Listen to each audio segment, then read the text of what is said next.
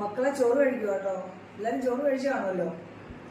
പിന്നെ മക്കളെ ഇച്ചിരി പരിപ്പ് കറി ഉണ്ടാക്കി കേട്ടോ.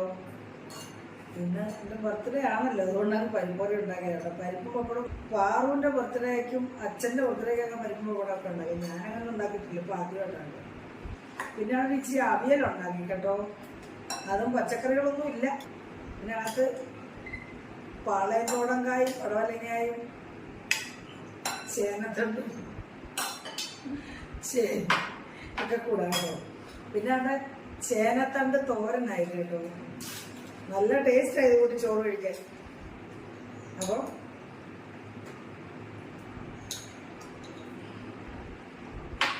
പിന്നെ അവിടെ മീൻകറി ഉണ്ട്, മത്തിക്കറി, മത്തി വറുത്തതുണ്ട്. പിന്നെ അവിടെ പപ്പടം ഉണ്ട് കേട്ടോ. അപ്പം എല്ലാവരും ചോറ് കഴിച്ചു കാണുമല്ലോ. അപ്പം നമ്മൾ കഴിക്കും കേട്ടോ. മീനൊക്കെ എടുക്കാം ഞാൻ. എനിക്ക് ഇതൊക്കെ ഉണ്ടെങ്കിൽ എനിക്കിതൊക്കെയാണ് ഇഷ്ടം. പിന്നെ പാറു കഴിച്ച് ചിക്കൻ മേടിക്കണമെന്ന് വിചാരിച്ച പാറു പറഞ്ഞു ചിക്കൻ മേടിക്കണം. അപ്പോൾ അച്ഛനൊരു എന്തോ ഒരു പരിപാടി ഉണ്ടായിരുന്നു, അവിടുന്ന് ബിരിയാണി കൊടുത്തു.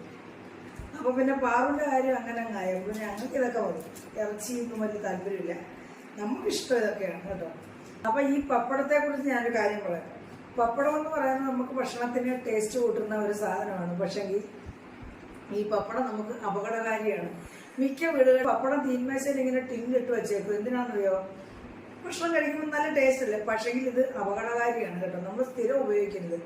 നമുക്ക് എന്തെങ്കിലും ഒരു വിശേഷാൽ ദിവസങ്ങളിൽ നമ്മൾ പപ്പടവും പരിപ്പും ഉപയോഗിക്കുക. അത് സാമ്പാർ, പിന്നെ കറിയൊന്നും മീൻ കറിയോ ഇല്ലാത്ത ദിവസങ്ങളിൽ നമ്മൾ ഭക്ഷണത്തിൻ്റെ കൂടെ ഒരു പപ്പടമൊക്കെ. ഇത് മീൻ കറിയും ഇറച്ചിയും ചിക്കൻ്റെ ഒക്കെ കൂടെ നമ്മളിതൊന്നും കഴിക്കാൻ പാടില്ല കേട്ടോ. ഇതെന്ന് പറഞ്ഞാൽ പ്രധാനമായിട്ട് ഉപ്പാണ് ഇതിനകത്ത് കൂടുതലുള്ളത്. പിന്നെ കാരവും, പിന്നെ വെളിച്ചെണ്ണ പിന്നെ നമ്മുടെ ആരോഗ്യത്തിന് കുഴപ്പമൊന്നുമില്ല കേട്ടോ. അതൊക്കെ വെറുതെ പറയുന്നത്. വെളിച്ചെണ്ണ സസ്യ എണ്ണയാണ്, അതിന് കുഴപ്പമില്ല. പക്ഷെ ഈ പപ്പടത്തിലെ കാരവും ഉപ്പും വളരെ അപകടകാരിയാണ്. അപ്പം നിത്യഭക്ഷണത്തിൽ നമ്മൾ സ്ഥിരം ചില ആൾക്കാരൊക്കെ ചെയ്യുന്ന ഞാൻ കണ്ടിട്ടുണ്ട്. അതുകൊണ്ടാണ് ഇങ്ങനെ പറയുന്നത്. പപ്പടം സ്ഥിരമായിട്ട് ഉപയോഗിക്കും. ഇതിപ്പം ഞാൻ പരിപ്പുള്ളത് കൊണ്ടാണ് പപ്പടം ഉണ്ടാക്കിയത് കേട്ടോ. അല്ല സ്ഥിരം അങ്ങനെ പപ്പടം നമ്മൾ ഉപയോഗിക്കാറില്ല. അപ്പം കഴിക്കട്ടെ മക്കളെ.